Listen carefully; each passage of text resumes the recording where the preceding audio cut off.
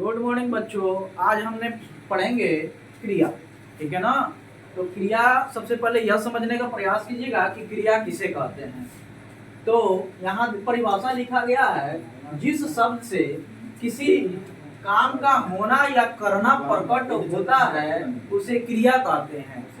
यानी जिस शब्द से कोई काम होना या फिर करना प्रकट हो उसे हम लोग क्रिया कहेंगे।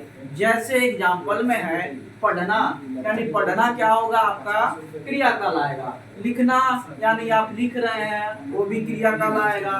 खाना, हंसना इत्यादि यह सब क्रिया के अंतर्गत आएंगे। उसके बाद हम लोग आगे बढ़ेंगे तो देखेंगे वाक्य में व्यवहार के अनुसार क्रिया के दो प्रकार होते हैं या दो भेद होते हैं। यानी एक को बोलेंगे सकर्मक क्रिया और दूसरी को बोलेंगे अकर्मक क्रिया। ठीक है ना। तो हम लोग यह समझेंगे कि सकर्मक क्रिया किसे कहते हैं। तो जिस क्रिया के साथ कर्म रहता है या क्रिया का मूल जब कर्म पर पड़ता है तब क्रिया सकर्मक होती है। जैसे राम आम खाता है, यानी कौन आम खा रहा है जी, राम। यानी आम आपका क्या कहलाएगा, सकर्मक क्रिया। उसके बाद हम लोग आगे बढ़ेंगे तो देखेंगे अकर्मक क्रिया। यानी अकर्मक क्रिया किसे कहते हैं। तो जब कर्ता द्वारा, यानी कर्ता किसे कहते हैं, जो काम करता है उसे हम लोग कर्ता कहते हैं। तो जब कर्ता द्वारा किए गए क्रिया का फल जब कर्ता पर ही पड़ता है, यानी जो काम कर रहा है उसका फल सिर्फ उसी पर पड़े, या वाक्य में कर्म नहीं होता तब क्रिया क्या कहलाती है, अकर्मक क्रिया कहती है। यानी वाक्य में क्या नहीं होना चाहिए, कर्म नहीं होता है, तब क्या कहलाएगी जी, अकर्मक क्रिया। जैसे मदन क्या करता है जी, दौड़ता है, यानी दौड़ना क्या कहलाएगा जी, अकर्मक क्रिया। समझे। उसके बाद हम लोग आगे बढ़ेंगे तो क्रिया के अन्य रूप, यानी क्रिया के दो प्रकार जो होते हैं उसके अलावा भी कुछ अन्य रूप होते हैं। ठीक है ना। उसको हम लोग समझेंगे। तो सब एक नंबर में देखेंगे जो संयुक्त क्रिया, यानी संयुक्त क्रिया किसे कहते हैं। तो दो या दो से अधिक क्रियाओं को मेल से जो क्रिया बनती है उसे संयुक्त क्रिया कहते हैं। एक बार और समझने का प्रयास करेंगे। दो या दो से अधिक क्रियाओं के मेल से जो क्रिया बनती है उसे संयुक्त क्रिया कहते हैं। जैसे मैं उसे ले जा सकता हूँ, मैं यानी मैं उसे ले जा सकता हूँ, यानी दो आदमी का यहाँ बात हो रही है, उसे ले जा सकता हूँ यानी सकता हूँ, यानी क्या कह सकता है जी, संयुक्त क्रिया के अंतर्गत हम लोग आएगा। उसके बाद हम लोग आगे बढ़ेंगे तो देखेंगे सहायक क्रिया, यानी सहायक क्रिया किसे कहते हैं इसके बारे में हम लोग समझेंगे।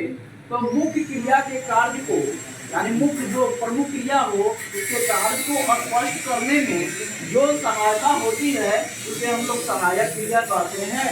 एक बार और ध्यान से सुनिएगा, मुख्य क्रिया के कार्य को स्पष्ट करने में जो सहायक हो उसे सहायक क्रिया कहते हैं। जैसे एग्जाम्पल लिखा है, मैंने बाघ को मारा, मैंने बाघ को मार डाला, यानी क्या किया, मैंने बाघ को क्या किया जी, मार डाला। यानी डालना जो है सहायक क्रिया है। किसको मारे हैं जी, तो बाघ को मारे हैं, यह क्या कहलाएगी जी, सहायक क्रिया कहलाएगी। इसके बाद 3 नंबर में देखेंगे हम लोग तो पूर्वकालिक क्रिया, यानी पूर्वकालिक क्रिया किसे कहते हैं। तो जब कर्ता एक क्रिया को समाप्त कर, यानी जब कर्ता यानी जो काम करता है उसे हम लोग कर्ता बोलते हैं, एक काम को समाप्त कर उसी समय दूसरी क्रिया प्रारंभ कर दे तो पहली क्रिया क्या कहलाएगी, पूर्वकालिक क्रिया कहलाएगी। यानी जब हम कोई एक काम करते रहते हैं और उसी समय उस काम को तुरंत समाप्त करके उसी समय दूसरा काम अगर स्टार्ट कर देंगे तो वह क्रिया क्या कहलाएगी जी, पूर्वकालिक क्रिया कहलाएगी। जैसे मैं सोकर उठ गया, यानी मैंने पहले सोया था और उसके बाद उठ गया, तो यह क्या कहलाएगी, पूर्वकालिक क्रिया। यानी पहले कुछ देर पहले सोया था और उसके तुरंत बाद उठना पूर्वकालिक क्रिया कहलाएगी। उसके बाद हम लोग 4 नंबर में देखेंगे प्रेरणार्थक क्रिया, यानी प्रेरणार्थक क्रिया किसे कहते हैं? तो जो क्रिया स्वयं न कर किसी अन्य क्रिया को करने की प्रेरणा देती है उसे प्रेरणार्थक क्रिया कहते हैं। यानी जो क्रिया अपने ना कर स्वयं ना कर किसी अन्य व्यक्ति को करने की प्रेरणा देती है उसे प्रेरणार्थक क्रिया कहते हैं। जैसे वह बच्चों को पढ़वाता है, यानी वह का मतलब क्या हो गया, यानी टीचर अपने बच्चों को पढ़वा रहे हैं, यानी बच्चों को क्या कर रहे हैं जी, प्रेरणा दे रहे हैं, किस लिए? पढ़ाने के लिए। तो यह क्या कहलाएगी जी? प्रेरणार्थक क्रिया कहलाएगी। उसके बाद 5वें नंबर में हम लोग देखेंगे तो द्विकर्मक क्रिया, यानी द्विकर्मक क्रिया किसे कहेंगे?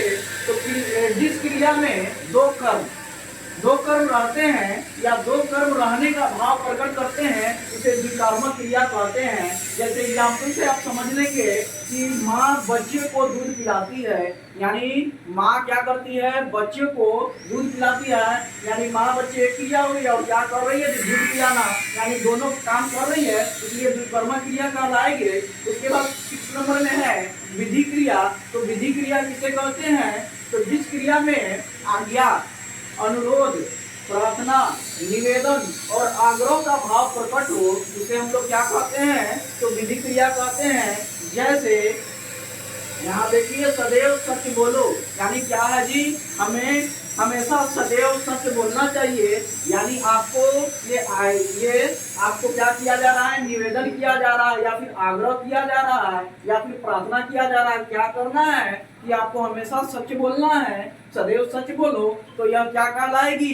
विधि क्रिया कहलाएगी। तो बच्चों ये जो हमने पढ़ाए हैं इसका स्क्रीनशॉट अपने स्क्रीनशॉट लीजिए और इसको कॉपी में अपने नोट कीजिए तथा इसे याद कीजिए। ठीक है, मैं 1 मिनट के लिए आपके स्क्रीन से हटता हूँ, इसका आप स्क्रीनशॉट ले लीजिए और रखिए। बाय।